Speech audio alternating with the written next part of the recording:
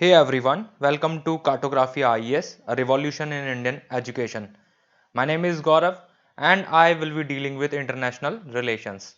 International relations UPSC के GS paper 2 से deal करता है और आज का हमारा टॉपिक है ग्रुप ऑफ 7 या G7 कंट्रीज। ओके, सो ये जो टॉपिक है ये बहुत रेलेवेंट है आज के सिनेरियो से। रिसेंटली आपको पता होगा कि ग्रुप ऑफ 7 जो G7 है इसको एक्सटेंड करने की बात करी जा रही है, जिसमें इंडिया, ऑस्ट्रेलिया, साउथ कोरिया और रशिया को लाने की बात करी जा रही है। तो देखेंगे हम इसमें कि G7 कैसे फॉर्म हुआ और उसके साथ साथ जो रिसेंट डेवलपमेंट है G7 की वो हम देखेंगे कि क्या चल रही है और इंडिया पे इसके क्या इम्पैक्ट पड़ेंगे। ओके, बिफोर वी स्टार्ट, आप सभी को पता है कि कार्टोग्राफी आईएएस एक मॉड्यूल लेके आया है, एक प्रोग्राम लेके आया है जिसका नाम है यूपीएससी पांचअमृत 2020, जिसमें हम 5 इनोवेटिव मॉड्यूल्स पे काम कर रहे हैं, जिसमें OWC ऑफिशियल वेबसाइट कवरेज आपको मिलेगी। इसके साथ साथ B2M book to map series होगी, एनसीईआरटी माइंड मैप होगा, यूपीएससी मेगा पॉइंटर होगा और करंट कैप्सूल, जिसके तहत आपको हम 30 क्वेश्चंस की रिटर्न गारंटी देते हैं यूपीएससी में। एज वेल एज हम स्टेट पीसीएस में यूपी पीसीएस का क्रैश कोर्स चला रहे हैं, जो 60 डेज का क्रैश कोर्स है, जिसमें हम 90 क्वेश्चंस की रिटर्न गारंटी दे रहे हैं। तो आप अपनी तैयारी को और ज्यादा बेहतर बना सकते हैं कार्टोग्राफिया के इस पंचामृत प्रोग्राम को परचेज करके। और अधिक जानकारी के लिए आप कांटेक्ट कर सकते हैं इन नंबरों पे और हमें सपोर्ट करने के लिए आप फॉलो कर सकते हैं इन वेबसाइट्स पे।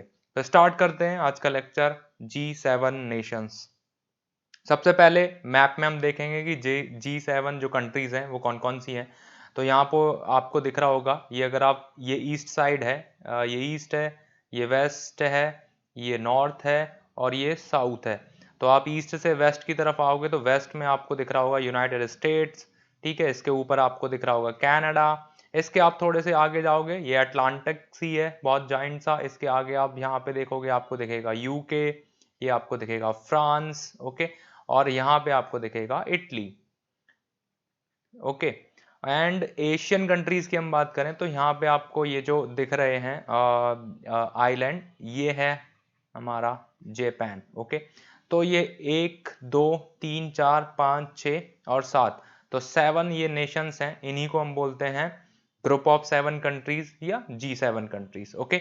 अब इससे पहले मैं आपको दो चीजों पे लेके जाऊंगा। रिसेंटली जो दो इम्पॉर्टेंट चीजें हुई हैं G7 को लेके। पहली चीज तो ये है कि ये फोटो आप देखिए, इनको आप जानते होंगे, ये हैं बोरिस जॉनसन जो ब्रिटेन के पीएम हैं। और इन्होंने एक कोट किया है अभी रिसेंटली, इन्होंने बोला है कि forget the G7, build the D10। This is beautiful quotation, this is very very important point. UPSC में ये आपसे जरूर पूछा जा सकता है कि D10 किससे रेफर करता है, ओके। इसके साथ साथ आप देखोगे कि ये आपको जो शख्सियत दिख रही है, ये आप सबको पता है ये कौन है, ये हैं डोनाल्ड ट्रंप साहब। और इन्होंने भी एक कोट करी है, इन्होंने बोला है कि G7 summit want to expand it to G10 और G11। इट मींस कि G7 जो कंट्रीज है, अब वो G7 नहीं, G10 या G11 कंट्रीज बनने जा रही हैं। हम G7 को एक्सपेंड करेंगे और इन्होंने बोला है इंक्लूडिंग इंडिया, जिसमें इंडिया को तो हम जरूर ही शामिल करेंगे, ठीक है।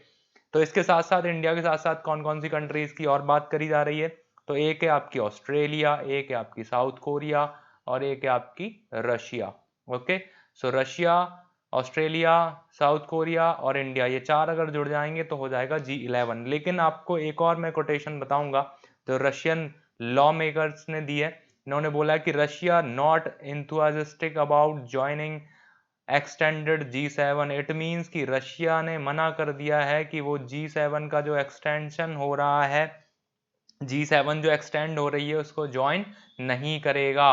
और ये बोल रहे हैं कि अगर आप चाइना को ज्वाइन नहीं करोगे तो मैं ज्वाइन नहीं करूंगा। इट मींस ये G7 जो G11 है वो ना होके होपफुली ये G10 बनने को हमें देखने को मिलेगा आगे, कि G7 G10 बन जाएगा, ठीक है। और रशिया और चाइना के रिलेशन काफी बेहतर होते चले जा रहे हैं, वो हम आगे समझेंगे क्यों। सो स्टार्ट करते हैं। सबसे पहले हम इसी की बात करते हैं कि द 5G क्लब D10, ये जो ब्रिटेन के पीएम हैं बोरिस जॉनसन, इन्होंने जो बात बोली, इन्होंने बोला है कि हम G7 जो नेशंस है इसमें 3 नेशंस और ऐड करके और एक नया ग्रुप बनाएंगे, इसका नाम होगा डेमोक्रेसी 10। 10 देश जो डेमोक्रेटिकली इलेक्टेड हैं, जहां पर डेमोक्रेसी है, उनका एक ग्रुप बनाएंगे। ओके, और ये ग्रुप क्या करेगा? ये ग्रुप ये करेगा, ये जो 5G है, आपको पता होगा इंटरनेट में 2G 3G 4G 5G होता है, तो 5G की जो सप्लाई है उसको प्रमोट करने के लिए ये जो D10 बनाया जा रहा है। ठीक है, तो D10 के अंदर जो जो कंपनियां हैं, जो कंपनी हैं, उनको प्रमोट किया जाएगा कि आप 5G की जो टेक्नोलॉजी है आप वो सीखें और 5G प्रोवाइड कराएं इन 10 कंट्रीज को। ठीक है, ये क्यों किया जा रहा है? क्योंकि ये देखो, इन्होंने कोटेशन की है कि Britain said that it was pushing the US to form Club 10 nations that would develop its own 5G technology and reduce dependence on Huawei। ये चाइना की बहुत बड़ी कंपनी है, इसका लगभग 10% जो स्टेक है वो अकेले यूके में है। और अभी मैं अगर आपको कल की रिपोर्ट बताऊं तो लगभग 40 लाख मोबाइल फोन्स जो हैं हुआई के, ये बंद होने वाले हैं क्योंकि गूगल ने उनको अपग्रेड करने से मना कर दिया। और उसके बाद आप सभी को पता होगा कि हुआई को लेके यूएस ने भी सैंक्शंस लगाए थे लास्ट ईयर। ओके, सो ये जो हुआई है, इनका 5G टेक्नोलॉजी में ये मानो एक तरह से मोनोपोली है, तो उस मोनोपोली को खत्म करना है, ऊपर से चाइना को टारगेट करना है। ओके, सो ये दो बहुत इंपॉर्टेंट G10 बनाने के, वो D10 बनाने को लेके दो बहुत इंपॉर्टेंट इश्यूज थे। तो इसको लेके इन्होंने बोला कि हम 3 कंट्रीज, ऑस्ट्रेलिया, साउथ कोरिया और इंडिया, इनको इनवाइट करते हैं और डेमोक्रेसी 10, ओके, इसको लेके आते हैं। This is very important for UPSC prelims, 100% this will be this can ask in your examination. Okay, so इसमें बाकी जो 7 कंट्री हैं वो वही रहेंगी, UK, US, Italy, Germany, France, Japan and Canada. Okay, इसके बाद इन्होंने बोला है कि it is aim for channeling investment to existing telecommunication companies within 10 member state। ठीक है, तो अभी जो टेलीकम्युनिकेशन में जो ज़्यादातर जो जाइंट कंपनी है, खासकर हुआई की इन्होंने बात करी है, उसका जो इन्वेस्टमेंट है उसको बदल दिया जाएगा, इनकी मोनोपोली खत्म कर दी जाएगी और बाकी जो इन 10 देशों की कंपनियां हैं उनको प्रमोट किया जाएगा कि आप टेलीकम्युनिकेशन में आएँ और उसके साथ साथ 5G टेक्नोलॉजी पे काम करें। तो ये है 5G क्लब D10, और जो प्रमोट किया जा रहा है, जो एडवाइस किया जा रहा है बोरिस जॉनसन के द्वारा। ओके, अब हम चलते हैं G7 पे। सो G7 क्या है? G7 मैं बोलूँगा कि एडवांस कंट्रीज़ हैं और उनका एक नेशंस है। अब मैं बताता हूँ हुआ क्या था। सो ये 1973 की बात है। 1973 में ऑयल क्राइसिस हो गया था। ओके, सो ऑयल क्राइसिस क्यों हुआ था? तो जितनी भी गल्फ कंट्रीज हैं, आप देखोगे यहाँ पे क्या था, आप देखोगे पहले इराक और ईरान का ईरान इराक वॉर रहा। उसके बाद आप देखोगे कि 70s के टाइम पे 73 के आसपास आप देखोगे कि ये पूरा जो एरिया था ये वॉर जोन बन गया था। ठीक है, इसराइल का वॉर हुआ था, इसके साथ साथ आप देखोगे कुवैत वॉर था। तो इन वॉर, इतने भी वॉर जोन होने के कारण इनकी जो इकोनॉमी है वो इकोनॉमी चल नहीं पा रही थी। तो इन्होंने क्या किया था, ऑयल के प्राइसेस बहुत ज़्यादा बढ़ा दिए थे गल्फ कंट्रीज़ ने। ठीक है, ओपेक में डिसीजन लिया गया था, ऑयल पेट्रोलियम ये जो कंट्रीज़ हैं इनका एक संगठन है, और इन्होंने बोला कि ऑयल के प्राइसेस हम बहुत ज़्यादा बढ़ा देते हैं। अब जैसे ही ऑयल के प्राइसेस बढ़ाए थे तो ये जो डेवलप्ड नेशंस थे इनको बहुत ज़्यादा कंसर्न हुआ, क्योंकि इनके यहाँ सडनली आप देखोगे इन्फ्लेशन बहुत ज़्यादा बढ़ गया था। तो ये सारे नेशंस को अब इकट्ठा होना पड़ा और ये इकट्ठे हुए और इन्होंने एक मीटिंग करी। उस मीटिंग में खासकर ऑयल प्राइसेस को लेके इन्होंने बोला कि अगर ऐसा ही मोनोपोली बनी रही या ऑयल प्राइस इनके हाथ में रहे तो बाकी जो पूरा वर्ल्ड है उसमें एक इन्फ्लेशन आ जाएगा या बाकी चीज़ें भी उतनी स्मूथली नहीं चल पाएंगी। और यहीं से स्टार्ट होता है G7 का स्वरूप या G7 बनना। ओके, सो हम बात करते हैं कि G7 कैसे बना। तो G7 emerge as a restricted club to the rich democracies. Okay, so ये रिच डेमोक्रेसी थी जो 1970s के टाइम से बनना स्टार्ट हुई। अब आप देखोगे कि 1973 में अरब और इसराइल के बीच में जो वॉर हुआ, उसके बाद जो ओपेक कंट्रीज हैं इन्होंने क्या कर दिया, ऑयल क्राइसिस आ गया, ऑयल के दाम बहुत बढ़ा दिए। जिसके बाद आप देखोगे कनाडा, जापान, और Netherland, United States and France, इन लोगों की जो इकॉनमी है वो गिरने लग गई। फिर इसके बाद आप देखोगे फ्रांस के प्रेसिडेंट हैं, इन्होंने एक फॉर्मली मीटिंग बुलाई, ठीक है, इन्होंने इनवाइट किया सबको, जो मोस्ट डेवलप्ड कंट्री थी उस टाइम पे, ठीक है। This is again important point, ये बार बार मैं बोल रहा हूँ कि मोस्ट डेवलप्ड नेशंस, आगे चल के इसको कनेक्ट करूंगा मैं क्यों G7 अब G10 या G11 बनने जा रहा है, okay, of the organization economic cooperation and development, ठीक है। सो मोस्ट डेवलप्ड कंट्रीज सामने आई और इन्होंने स्टार्ट किया मीटिंग्स करना। दैट्स द रीजन कि इनका कोई भी आपको परमानेंट हेडक्वार्टर नहीं मिलता, क्योंकि इनिशियली इन्होंने सिर्फ अपना ऑयल क्राइसिस को बचाने के लिए ये मीटिंग हुई थी। फर्दर बाद में जो G7 है, इन्होंने ग्लोबल जितने भी प्रॉब्लम्स हैं उनको सॉल्व करने के लिए बाकी काम करने भी स्टार्ट कर दिए थे, ठीक है। तो इनिशियली ये ग्लोबल प्रॉब्लम्स के को सॉल्व करने के लिए नहीं बना था, इनिशियली इनकी अपनी इंडिविजुअल प्रॉब्लम थी। बाद में इन्होंने क्या किया, अब ये क्लाइमेट एक्शन देखेंगे, टेररिज्म पे भी बात करेंगे, इन सब चीज़ों पे फर्दर ये बात करना स्टार्ट करने लग गए थे, ठीक है। सो आप देखोगे कि 1975 में इनकी फर्स्ट मीटिंग होती है फ्रांस में, और यही पहली समिट होती है। इसके बाद 1976 में ये क्या करते हैं, कनाडा को इसमें ऐड कर लेते हैं। तो इनिशियली ये 5 मेंबर थे, अब ये हो जाएंगे 6, ठीक है। और यहाँ के बाद आप देखोगे इसके बाद यूरोपियन यूनियन को ये as a non member add कर लेते हैं, ठीक है, जिसमें पूरा यूरोप आ जाता है। इसके बाद आप देखोगे कि 1998 में जब देखोगे कि 1991 में क्या हुआ था, यूएसएसआर खत्म हो गया था, ठीक है। यूएसएसआर जब खत्म हो गया तो बाद में यूएस और रशिया के रिश्ते थोड़े से बेहतर होना स्टार्ट हुए। और उसके बाद आप देखोगे रशिया ने आगे बढ़ के बोला कि वो यूएस ने आगे बढ़ के बोला कि रशिया को इसका पार्ट होना चाहिए, और 1998 में रशिया मेंबर बना G7 कंट्रीज का, और यहाँ से G7 बन जाता है G8, ओके। इसके बाद होता क्या है, 2014 की ये घटना है, आप सभी को पता होगा, यूक्रेन में एक जगह है क्रीमिया, और क्रीमिया को अनेक्स कर लेता है रशिया। इसके बाद सारी जो G8 कंट्रीज हैं ये रशिया को मना करती हैं, देन रशिया फिर भी नहीं मानता, और उसके बाद अगेन G8 कंट्रीज क्या बन जाती हैं, G7 countries, okay. So recent summit की अगर हम इनकी बात करें तो समिट में आप देखोगे कि जो फर्स्ट समिट थी इनकी वो फ्रांस में थी, ओके, 1975 फ्रांस में। बाद में आप देखोगे कि ये जो लेटेस्ट समिट इनकी 2019 में हुई है ये भी फ्रांस में हुई है, और ये हमारे लिए बहुत ज़्यादा इम्पॉर्टेंट थी। ये हुई थी बियारिट्ज जगह है, ये आप देखोगे कि समुद्र के बिल्कुल किनारे ये पड़ती है बियारिट्ज, और इसमें चीफ गेस्ट थे India. This is again important point, India के जो पीएम है इनको एज अ चीफ गेस्ट बुलाया गया था। अब इसकी मैं कुछ कनेक्टिंग डॉट्स आपको बताता हूँ कि आपको पता होगा कोप कॉन्फ्रेंस ऑफ पार्टी हुई थी 2015 में पेरिस में, जिसमें Paris action climate deal sign हुई थी, ठीक है। इसके बाद यहाँ पे पीएम साहब ने एक बहुत इंपॉर्टेंट बात बोली थी कि जितने भी ट्रॉपिक ऑफ कैंसर और ट्रॉपिक ऑफ कैप्रिकॉर्न के बीच में जो देश पड़ते हैं जहाँ से सूरज गुजरता है, उन सब देशों को सोलर एनर्जी क्या करनी चाहिए, यूज करनी चाहिए, ओके। तो दैट्स द रीजन इंडिया में फिर एक नया इंस्टीट्यूशन आया जिसका नाम है इंटरनेशनल सोलर अलायंस, ठीक है।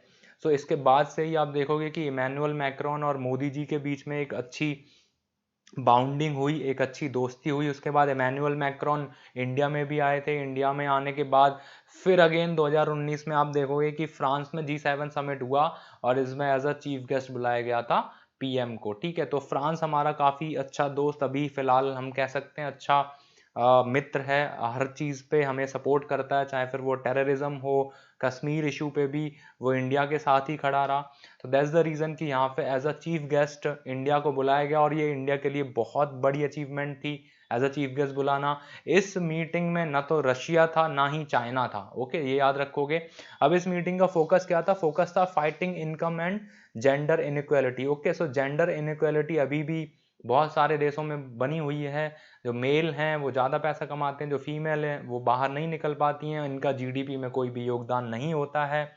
इसके साथ साथ प्रोटेक्टिंग बायोडाइवर्सिटी को लेकर भी ये फोकस रहा था G7 कंट्रीज का, ओके। इसके साथ साथ एक इंसिडेंट हुआ था लास्ट ईयर, आपको पता होगा, अमेजोन के जो जंगल है इनमें आग लग गई थी, ओके, और इनको लंग्स ऑफ अर्थ बोला जाता है, ओके, लंग्स ऑफ अर्थ, क्योंकि पूरे जो अर्थ में सबसे ज़्यादा ऑक्सीजन प्रोवाइड कराते हैं वो अमेज़न के जंगल ही प्रोवाइड कराते हैं। और ये ब्राज़ील में है, अमेज़न बेसिन के साथ घने जंगल है, यहाँ पे आग लग गई थी। इसके बाद आपको पता होगा कि G7 कंट्रीज़ ने प्रपोज भी किया था 20 मिलियन US$ के लिए, लेकिन उसको ब्राज़ील के प्राइम मिनिस्टर जेयर बोल्सनारो ने रिजेक्ट कर दिया था और ये बोल दिया था कि यूरोपियन नेशन अपने यूरोप के बारे में सोचें, अपने यूरोप के क्लाइमेट के बारे में सोचें, हम अपना क्लाइमेट देख लेंगे, ठीक है। इसके बाद लास्ट में एक डिक्लेरेशन भी होता है G7 कंट्रीज़ का, इवन जितने भी ऑर्गेनाइजेशन है इनका सबका डिक्लेरेशन होता है।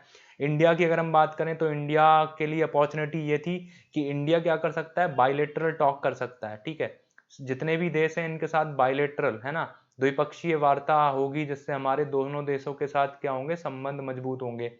और सबसे इंपॉर्टेंट बायलेटरल टॉक हुई थी इंडिया और यूएसए की, जिसमें यूएसए ने, खासकर डोनाल्ड ट्रंप ने बोला भी था कि कश्मीर इशू को इंडिया अपने हिसाब से टैकल कर लेगी, ठीक है। इसके बाद इंडिया ने इसमें दो चीज़ें बोली थी कि हमने अपने देश में सिंगल यूज़ प्लास्टिक को बैन करने का बीड़ा उठाया है, और इसके साथ हमने एक और बात बोली है कि प्रमोटिंग डिजिटल पेमेंट, है ना, डिजिटल पेमेंट को प्रमोट करना चाहिए, ये इंडिया की तरफ से कुछ बातें कहीं गई थी। और आप देखोगे कि यूपीआई, पेटीएम, इसके द्वारा डिजिटल पेमेंट काफ़ी ज़्यादा बढ़ा है इंडिया में, और ड्यूरिंग कोविड ये और भी ज़्यादा सक्सेसफुल हुआ है, ठीक है। डिक्लेरेशन की बात करें तो ट्रेड को लेकर डिक्लेरेशन करी गई कि ट्रेड में सारी कंट्रीज़ को इसका नुकसान हो रहा है, जो यूएस और चाइना के बीच में ट्रेड वॉर चल रहा है। इसके बाद ईरान की बात करी गई थी इस डिक्लेरेशन में कि ईरान में हमें कैसे पीस मेंटेन करनी है, ओके, और कैसे हम स्टेबिलिटी लाते हैं ईरान में, ठीक है, सैंक्शन के बाद। यूक्रेन की भी बात करी थी, यूक्रेन में भी हमें पीस लेके आना है, यूक्रेन में जो रशिया और यूक्रेन के बीच में जो लड़ाई चली आ रही है। इसके बाद लीबिया में जो तख्ता पलट किया गया है, वहाँ पे जो आर्मी जो है वो सारी चीज़ें अपने कंट्रोल में कर लेती है, तो उसको लेकर भी इस डिक्लेरेशन में बातें करी गई कि उसको कैसे सॉल्व किया जा सकता है। इसके साथ वेरी इंपॉर्टेंट हांगकांग इशू को भी उठाया गया है। आपने देखा होगा लास्ट ईयर हांगकांग में जो स्टूडेंट्स हैं उन्होंने काफ़ी ज़्यादा प्रोटेस्ट किया था हांगकांग को लेकर कि चाइना का बहुत ज़्यादा रोल हांगकांग में बढ़ रहा है। चाइना बोलता है कि हम 2050 तक हांगकांग को चाइना बना देंगे या चाइना में मिला लेंगे। इस पे चाइना की एक प्रतिक्रिया भी आई थी कि हांगकांग हमारा इंटरनल मैटर है, G7 कंट्रीज़ को इसके बारे में नहीं सोचना चाहिए। ओके, तो ये लास्ट ईयर की कुछ इंपॉर्टेंट चीज़ें थी जो 45 समिट हुई थी फ्रांस में। इसके बाद इस साल की हम बात करें तो इस साल 46 समिट होनी थी जून 2020 में यूएसए में, जो फर्दर पोस्टपोन कर दी गई थी क्योंकि कोविड चल रहा है, इस टाइम पे ये हो नहीं सकी। सितंबर में इसको दोबारा रीशेड्यूल किया गया था। देखते हैं सितंबर में हो पाती है नहीं, या फिर ये फर्दर मुझे लग रहा है रीशेड्यूल हो जाएगी। और इसी मीटिंग को पोस्टपोन को लेकर डोनाल्ड ट्रंप ने यह भी बोला है कि हम G7 को अब G10 या G11 बना देंगे, ठीक है। अगली मीटिंग आप याद रख सकते हो, ये प्रीलिम्स के लिए इंपॉर्टेंट हो सकती है, ये होगी यूनाइटेड किंगडम में, ओके। सो हम बात करते हैं कि G7 जो कंट्रीज़ हैं, सबसे पहले तो ये बात करते हैं कि G7 कंट्रीज़ याद कैसे रखी जाएंगी। तो याद रखने के लिए बहुत ही आसान है, आप तीन तीन का ग्रुप बना सकते हो इजीली। सबसे पहले हम बात करेंगे USA, then Britain, okay, France, ये तीन का ग्रुप बन गया। इसके बाद आप जर्मनी, ओके, जापान और इटली, ये तीन का ग्रुप बन गया। और बाद में ऐड हो गया कनाडा, ओके, बहुत ही आसान है। US, UK, France, Germany, Japan, Italy और कनाडा, तो ये 7 कंट्रीज क्या हैं, G7 नेशंस हैं, ठीक है। सो अब हम बात करते हैं कि ये जो यूएस के प्रेसिडेंट हैं इन्होंने बोला था there has been a call for expansion of G7 by US president Donald Trump, ठीक है। अभी एक्सपेंशन क्यों चाह रहे हैं, ठीक है। अब देखो एक्सपेंशन इसलिए चाह रहे हैं, जब 1970s के टाइम पे जो डेवलपिंग कंट्रीज थी, ओके, जो डेवलप्ड देश थे, इनका ये संगठन है। अब अगर हम 2020 की बात करें तो 2020 में जो इनका जो डेवलपमेंट है वो डिक्लाइन कर गया, एक सैचुरेटेड पॉइंट पे रुक गया है। और इनसे ज़्यादा बेहतर कर रही हैं कई सारी कंट्रीज़, जैसे आप इंडिया की बात करो, चाइना की बात करो, ब्राज़ील की बात करो, इंडोनेशिया की बात करो, आप मैक्सिको की बात करो, आप रशिया की बात करो, तो ये ज़्यादा बेहतर कर रही हैं। तो इनिशियली इनको जो फॉर्म किया गया था वो इस बेसिस पे किया गया था कि ये डेवलप्ड नेशन है, लेकिन अभी तक ये इतने लंबे टाइम के बाद अब ये डेवलप्ड नेशन से सैचुरेटेड पॉइंट पे आ गए हैं।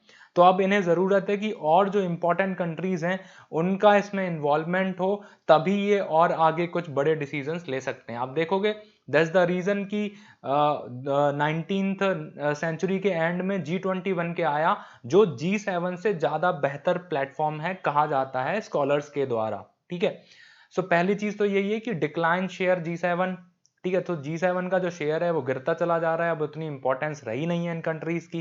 And rising E7 world GDP. E7 मतलब ये जो कंट्रीज हैं जो इकोनॉमिकली बहुत इमर्जिंग कंट्रीज हैं, उनका राइजिंग ज्यादा बड़े पैमाने पे हो रहा है, तो G7 उतना प्रभाव नहीं डाल पा रही है बाकी चीजों पे। ठीक है, इसके बाद ये बोल रहे हैं कि जब ये G7 बना था तब इनके पास जो ग्लोबल जीडीपी थी वो 2/3 हिस्सा था ग्लोबल जीडीपी का। ठीक है, उस टाइम पे जो 2/3 हिस्सा, लगभग 33-34% जो जीडीपी का हिस्सा था वो ये 7 कंट्रीज के पास था।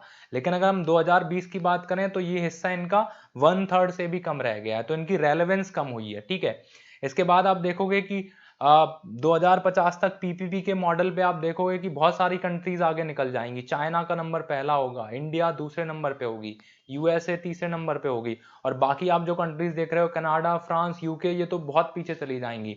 तो उस हिसाब से नई जो डेवलप्ड कंट्री बनेंगी वो तो ये बनेंगी। तो इस हिसाब से इस संगठन को क्या होना पड़ेगा, इस ऑर्गेनाइजेशन में चेंजेस लाने पड़ेंगे। Okay, this is very important. तो द 7 लार्जेस्ट इमर्जिंग कंट्रीज की जब हम बात कर रहे हैं, जिसमें ब्राजील है, चाइना, इंडिया, इंडोनेशिया, मैक्सिको, रसिया, टर्की, इनकी इंपॉर्टेंस बढ़ रही है। जब इनकी इंपॉर्टेंस बढ़ रही है तो इनमें से कुछ कंट्रीज हैं उनको आपको क्या करना पड़ेगा, शामिल करना पड़ेगा, ऐड करना पड़ेगा, इंक्लूड करना पड़ेगा, तभी आपकी G7 जो नेशन है इसका क्या बना रहेगा, रेलेवेंस बना रहेगा। ठीक है, क्रिटिसिज्म भी होता है G7 का। क्रिटिसिज्म क्या होता है, ओरिजिनली जब इसको फॉर्म किया गया था, बनाया गया था, तो बाद में इन्होंने धीरे धीरे धीरे जो ग्लोबल इशू है उन पे बात करना स्टार्ट किया था, जैसे टेररिज्म की बात इन्होंने करी थी। ठीक है, इसके बाद ये क्लाइमेट को लेके बहुत ज्यादा कंसर्न था इनका, लेकिन आप देखोगे कि वहीं यूएसए क्लाइमेट की बात ही नहीं करता, ये इवन विड्रॉ कर देता है पेरिस एग्रीमेंट या डील से। तो ऐसी कंट्री जिनका इनिशियली मोटिव था कि क्लाइमेट को बचाना है, वो खुद क्लाइमेट से दूर भाग रही हैं।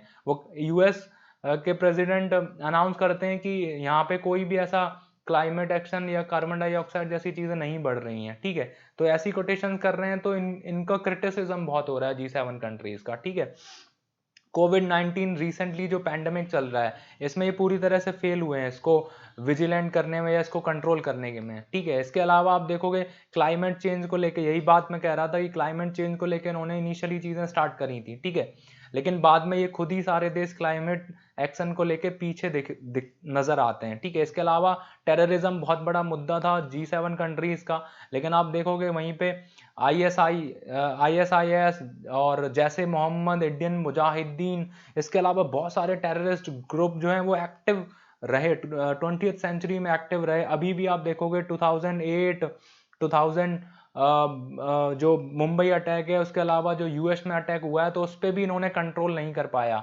G7 कंट्रीज ने। ठीक है, इसके बाद क्रिटिसाइज किया जाता है इनको the state collapse in West Asia. तो वेस्ट एशिया में जितना भी इंटरवेंशन किया जा रहा है, खासकर यूएस के द्वारा किया जाता है। ठीक है, इसके अलावा यूएसएसआर जब पहले था तो रशिया के द्वारा किया जा रहा था। तो इनके जो मोटिव थे, इनके जो गोल थे, इनसे ये कहीं ना कहीं पीछे नजर आते हैं या इनमें उनकी भागीदारी कम हो रही है। तो अभी इनको रिफॉर्म करना होगा G7 को, अगर इसकी इंपॉर्टेंस ये बना के रखना चाहते हैं। ठीक है, इसके अलावा आप देखोगे कि इकोनॉमिक जो क्राइसिस आया था 2007 और 8 में, उसको भी नहीं बचा पाए ये लोग। ठीक है, यूएसए में इकोनॉमिक क्राइसिस आया, उसके बाद पूरा वर्ल्ड है ना, पूरा वर्ल्ड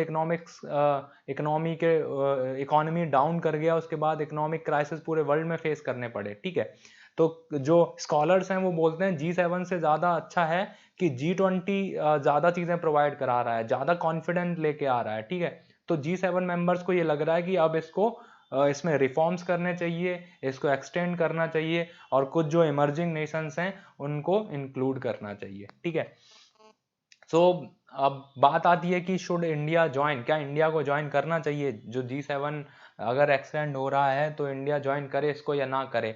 तो मेरी तरफ से तो बिल्कुल हाँ करना चाहिए, लेकिन हालांकि इसके साथ कुछ इशू भी जुड़े हैं।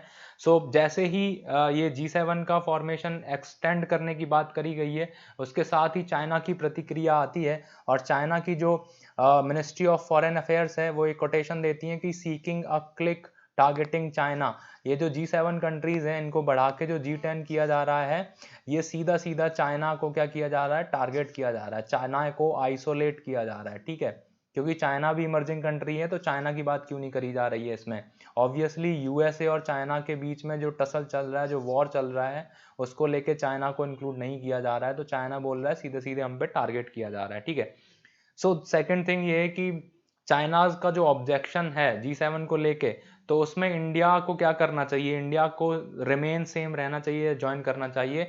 तो there is no reason for India to stay away, India को ज्वाइन करना चाहिए। इससे फायदा ये होगा कि इंडिया चाइना की जो एग्रेसिव पॉलिसी है उसको इंडिया टैकल कर सकता है G7 का मेंबर बन के, और इसमें फिर जब ये G10 कंट्रीज होंगी तो ये फिर आगे अपना कोई मिलिट्री एडवांसमेंट या फिर और भी इनके बीच में कॉपरेशंस होंगी, जिसके थ्रू इंडिया चाइना पे बहुत ज़्यादा डिपेंडेंट नहीं रह सकता होगा, बाकी कंट्रीज पे डिपेंडेंट हो जाएगा।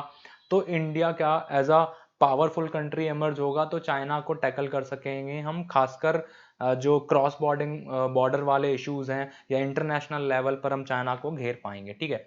So India has attended several summits, ठीक है। इसके अलावा इंडिया ने G7 समिट्स काफ़ी ज़्यादा अटेंड करी हैं रिसेंटली, अभी अटेंड करी थी, उसको लेके इंडिया की इंपॉर्टेंस भी बताई जा रही है कि इंडिया पहले से भी G7 कंट्रीज़ के साथ अच्छे रिलेशन हैं, तो जैसे ही इंडिया को ये मौका मिलता है तो इंडिया को ज़रूर ज्वाइन करना चाहिए। लेकिन इसके साथ साथ एक कंसर्न ये है कि India deserve it place on the global stage, but on G10 और G11 which exclude चाइना, और चाइना के साथ साथ रशिया ने मना ही कर दिया।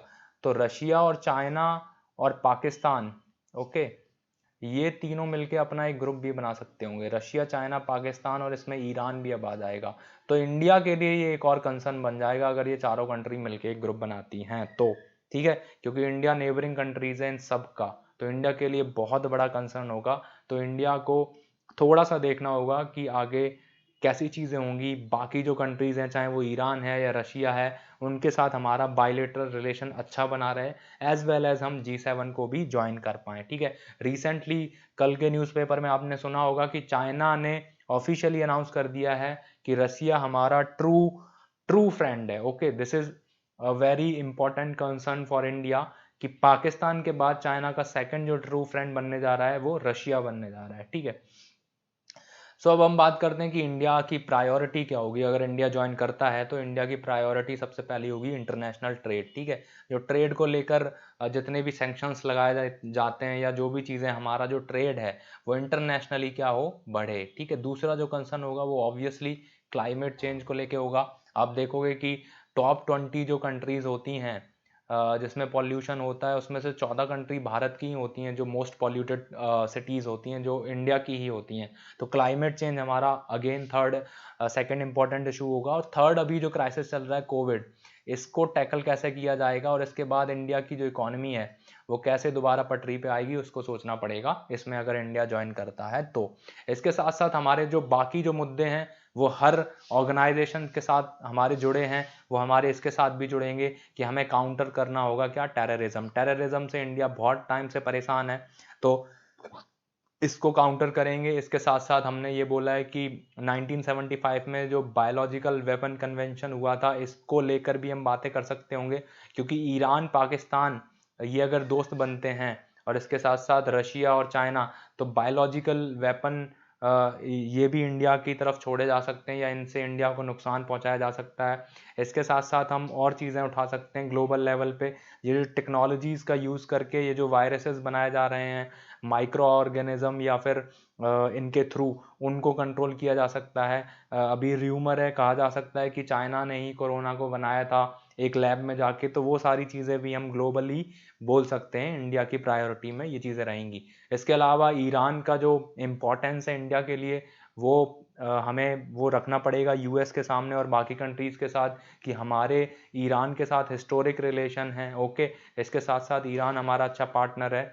तो जिसमें हमें रिलैक्सेशन मिले और हम ईरान के साथ अपने संबंध बना के रखें, तो ये हमारी प्रायोरिटी हो सकती है। इसके अलावा अफगानिस्तान में जो स्पेशली टेररिज्म है उसको कंट्रोल करना हमारी प्रायोरिटी होगी बाकी नेशंस के साथ, क्योंकि अगर अफगानिस्तान में टेररिज्म रहेगा तो उसका सीधा सीधा इन्फ्लुएंस इंडिया पे पड़ेगा, ठीक है। इसके साथ साथ इंडिया के ट्रेड पर भी पड़ेगा। इसके साथ हम कह सकते हैं कि पेनिनसुलर जो कोरियन पेनिनसुलर है, कोरियन जो पेनिनसुला के आसपास जो साउथ चाइना सी है वो भी हमारा प्रायोरिटी होगी, क्योंकि साउथ चाइना सी की अगर हम बात करें तो यहाँ पे आप देखोगे फिलीपींस और ये जो ईस्टर्न जो नेशंस है, आसियन नेशंस हैं, इनके और चाइना के बीच में कॉन्फ्लिक्ट बना रहता है, ठीक है। जैसे फिलीपींस के साथ बना हुआ था, ठीक है। तो चाइना की एग्रेसिव पॉलिसी है साउथ चाइना सी में, ये किसी को एंटर नहीं होने देते हैं यहाँ पे। तो ये भी हमारा एक कंसर्न होगा कि साउथ चाइना जो सी है उसको लेकर भी हम प्रायोरिटी अपनी बता सकेंगे कि वहाँ पे हम क्या क्या डेवलपमेंट कर सकते हैं और कैसे चाइना को टैकल कर सकते हैं। तो आज के लेक्चर में यही, आई होप कि आपको इस लेक्चर से जियोपॉलिटिकल सिनेरियो समझने में थोड़ी हेल्प मिल रही होगी। बाकी आप बने रहिए कार्टोग्राफी आईएएस के साथ। मिलते हैं अगले लेक्चर में। थैंक यू, धन्यवाद।